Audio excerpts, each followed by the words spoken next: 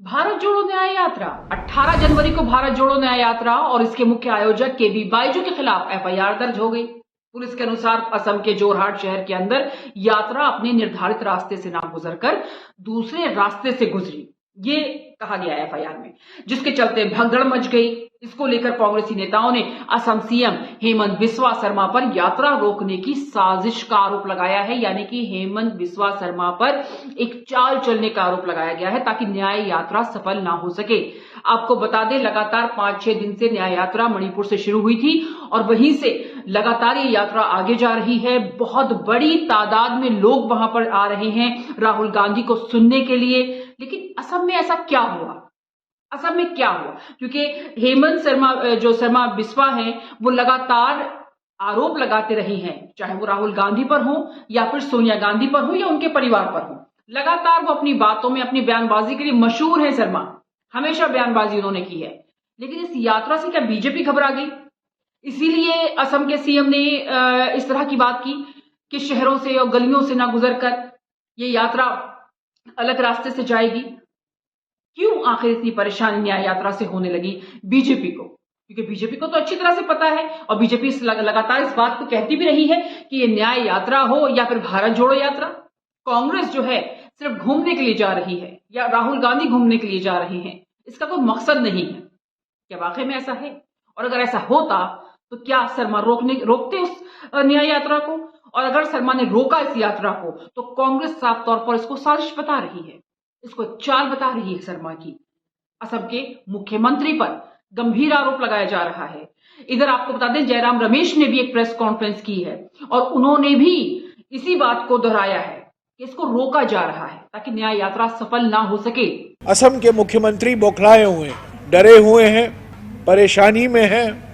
और जहां तक कि कांग्रेस की बात होती है और राहुल जी की बात होती है, असम के मुख्यमंत्री अपना मानसिक संतुलन खो बैठते हैं और बेकार की चीजें बोलते हैं। जिस तरीके से असम समाज के हर वर्ग ने राहुल जी और भारत जोड़ो न्याय यात्रा का स्वागत किया है, भरपूर स्वागत किया है, उत्साहजनक स्वागत किया गया है, इससे असम के मुख्यमंत्री बौखलाए गए हैं, परेशानी में हैं और बेकार की बातें कर रहे हैं। मैं उनसे सिर्फ यही कहना चाहता हूं कि क्यों डर रहे हैं मुख्यमंत्री?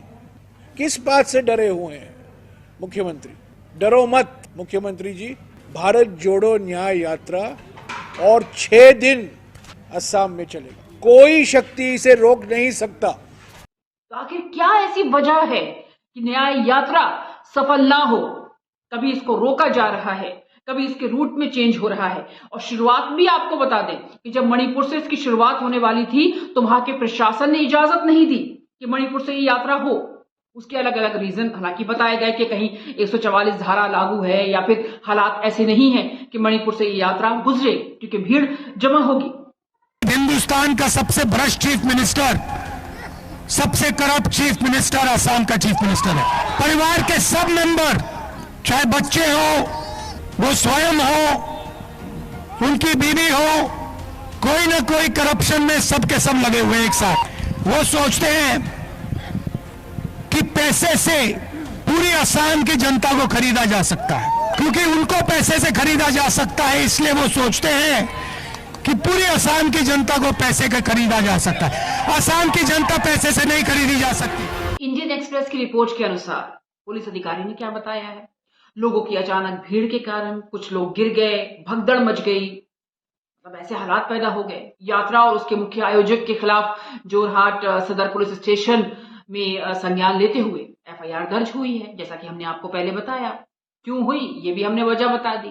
अधिकारी के अनुसार एफआईआर में यह बताया गया है कि यात्रा ने जिला प्रशासन के मापदंडों का पालन नहीं किया, लेकिन क्योंकि जो रूट बताया गया था उस रूट पे वो यात्रा नहीं गुजरी, अलग रूट पर गुजरी, इसलिए सड़क सुरक्षा मापदंडों का भी उल्लंघन हुआ है। सड़क सुरक्षा मापदंडों का भी उल्लंघन किया गया है।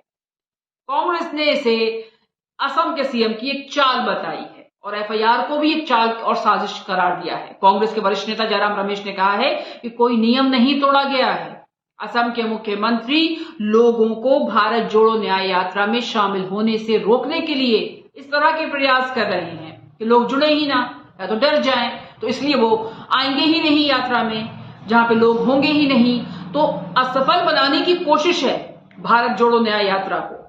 ऐसा क्यों सीएम कर रहे हैं? क्योंकि न्याय यात्रा को तो लेकर जो अलग अलग बयान आए थे बीजेपी की तरफ से या उनके सीएम्स की तरफ के, तो उसमें साफ तौर पर यह कहा गया था कि इस न्याय यात्रा का मतलब क्या है? घूमना फिरना, मौज मस्ती, इसका मकसद क्या है? क्या राहुल गांधी की छवि सुधर जाएगी इससे? क्या लोग उनसे जुड़ जाएंगे? तो अगर ऐसा कुछ भी नहीं है तो फिर ये किस लिए हो रहा है?